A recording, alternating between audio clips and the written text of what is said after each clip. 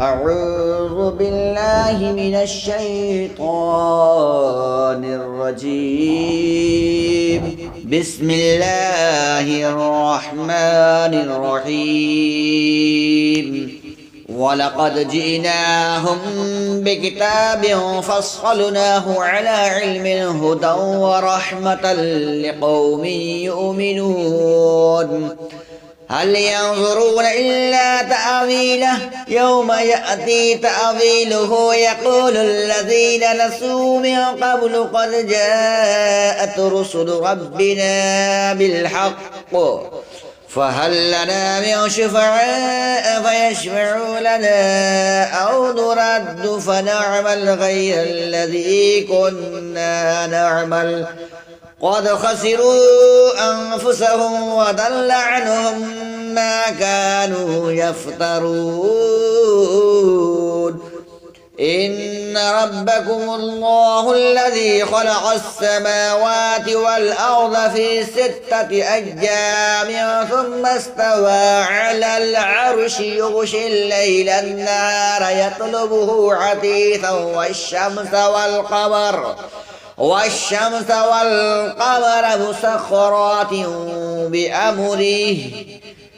مسخرات بأمره ألا له الخلق والأمر تبارك الله رب العالمين ادعوا ربكم تضرعا وخفية إنه لا يحب المعتدين ولا تفسدوا في الأرض بعد إصلاحها خوفا وطمعا إن رحمة الله قريب من المحسنين وهو الذي يرسل الرياح بشرا بين يدي رحمته حتى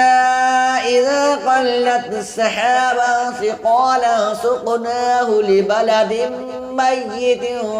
فأنزلنا به الماء فأخرجنا به من كل الثمرات كذلك نخرج الموتى لعلكم تذكرون والبلد الطيب يخرج نباته بإذن ربه والذي خبث لا يخرج إلا نكدا كذلك نصرف الآيات لقوم يشكرون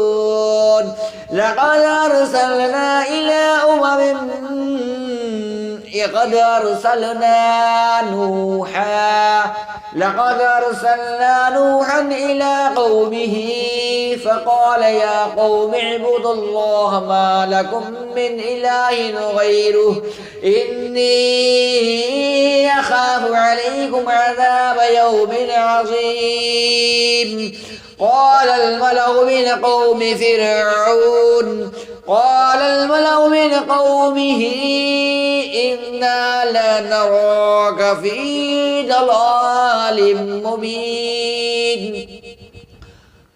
الملأ من قومه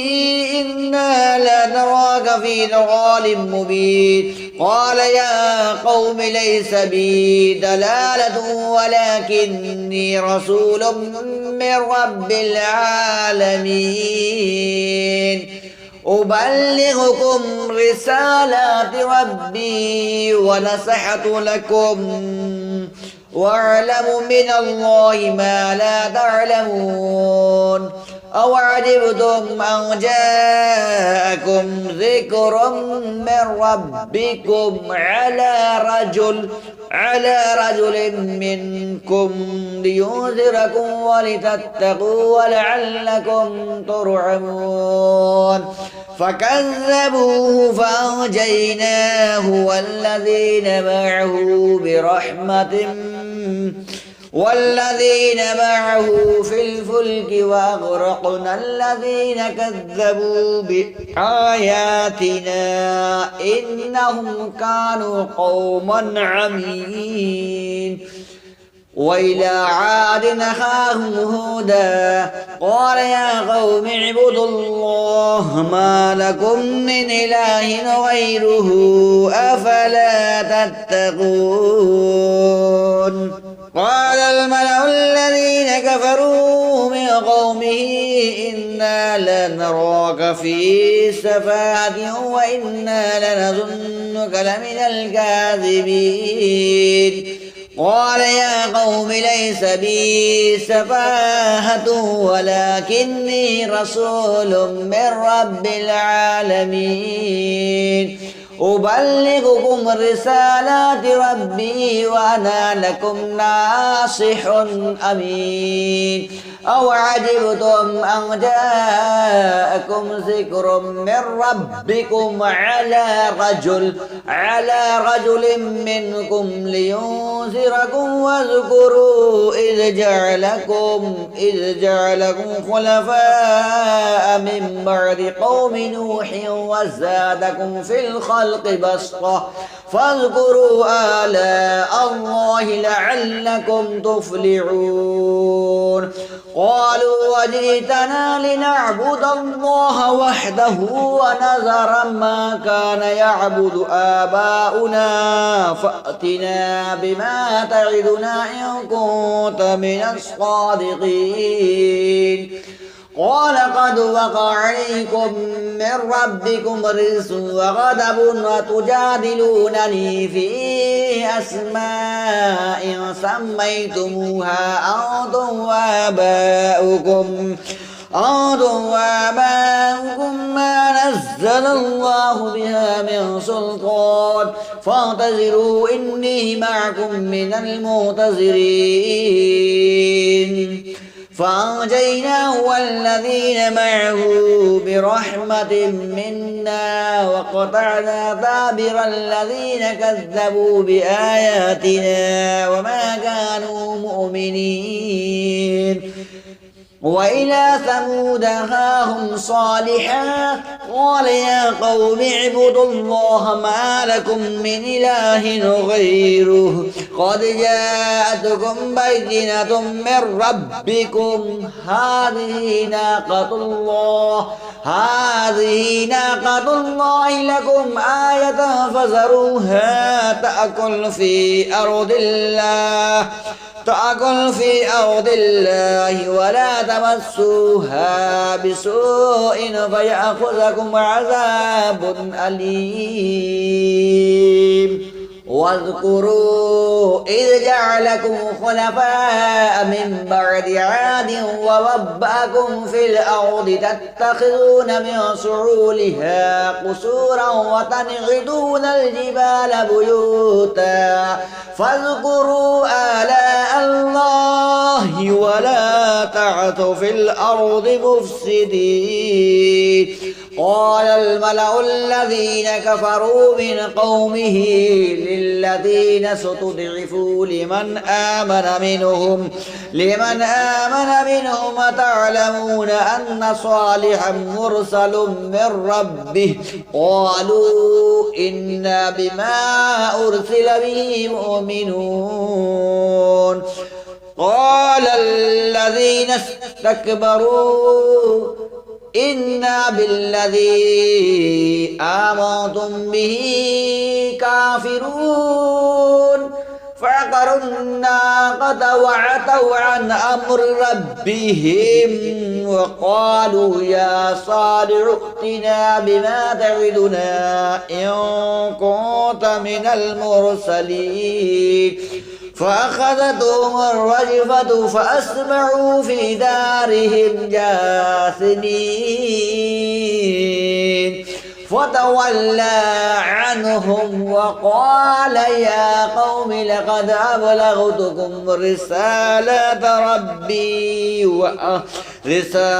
ربي ونصحت لكم ولكن لا تحبون الناصحين ولوطا إذ قال لقومه أتأتون الفاحشة ما سبقكم بها من أحد من العالمين إنكم لتأتون الرجال شهوة من دون النساء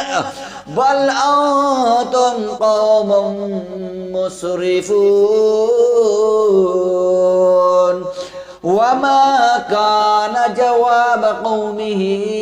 إلا أن قالوا أخرجوهم من قريتكم إنهم أناس يتطهرون فأنجيناه وأهله إلا امرأته كانت من الغابرين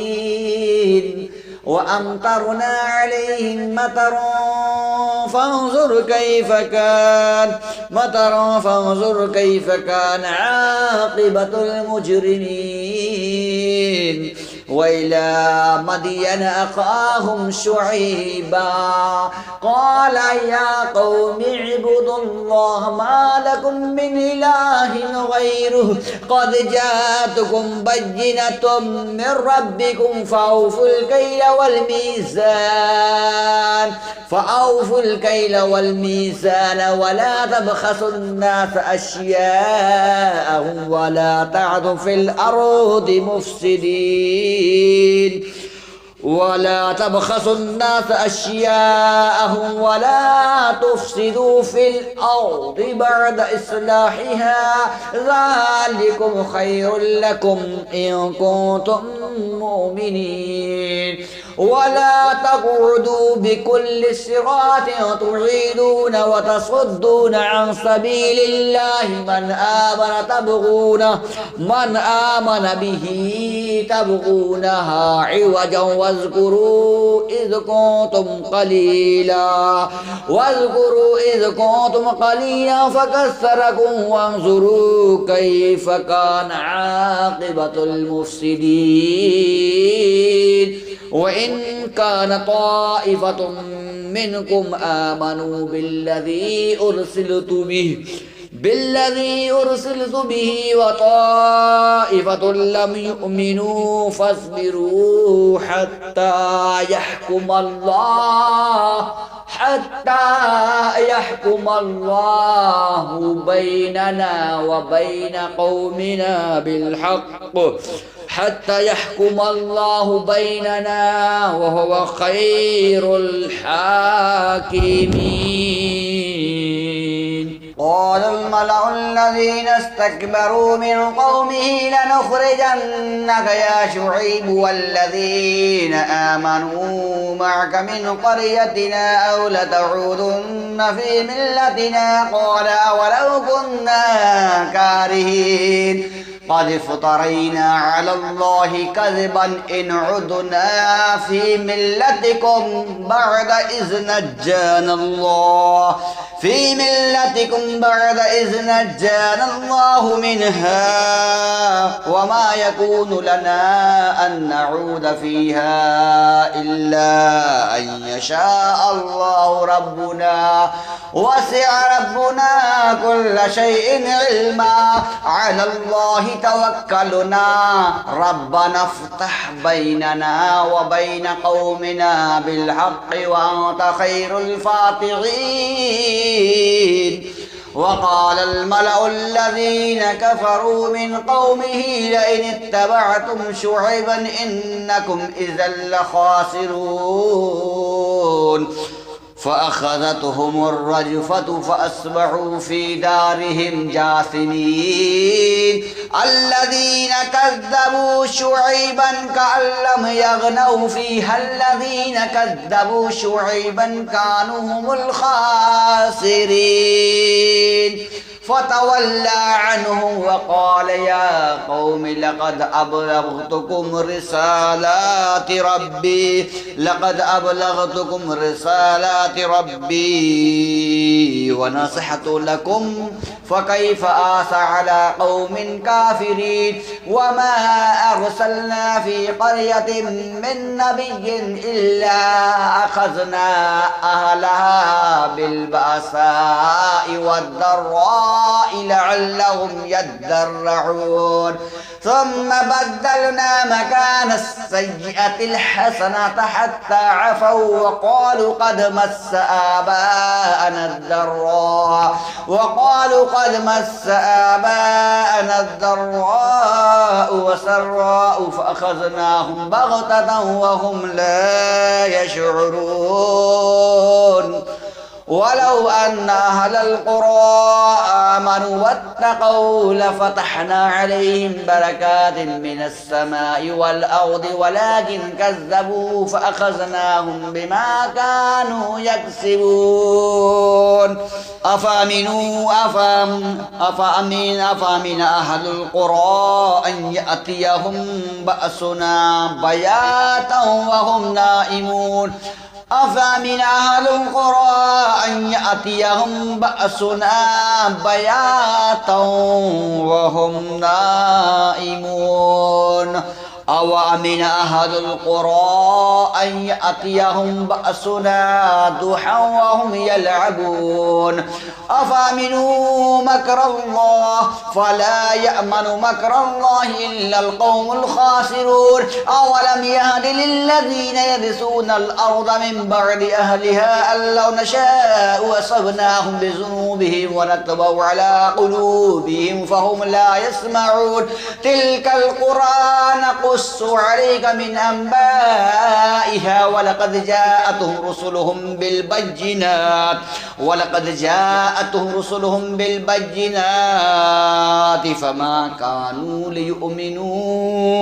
فما كانوا ليؤمنوا بما كذبوا من قبل كذلك يتبع الله على قلوب الكافرين وما وجدنا لأكثرهم من عهد وإن وجدنا أكثرهم لفاسقين ثم بعثنا من بعدهم موسى بآياتنا إلى فرعون وملئه فظلموا بها فانظر كيف كان عاقبة المفسدين وقال موسى يا فرعون إني رسول من رب العالمين حقيق على ألا أقول على الله إلا الحق قد جئتكم ببينة من ربكم فارسل معي بني إسرائيل قال إن كنت جئت بآية فأت بها إن كنت من الصادقين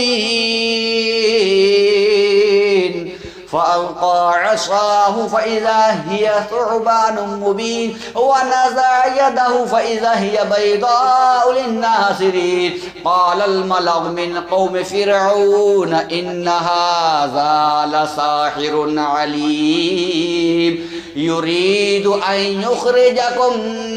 من أرضكم فماذا تأمرون قالوا أرجه وأخاه وابعث في المدائن حاشرين يأتوك بكل ساحر عليم وجاء السحرة فرعون قالوا إن لنا لأجرا إن كنا نحن الغالبين قال نعم وإنكم لمن المقربين قالوا يا موسى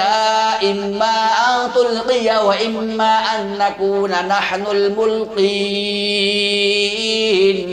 قال ألقوا فلما ألقوا سحروا أعين الناس واسترهبوهم وجاءوا بسحر عظيم وأوحينا إلى موسى أن ألق عصاك فإذا هي تلقف ما يأفكون فوقع الحق وبطل ما كانوا يعملون فغلبوا هنالك وانقلبوا صاغرين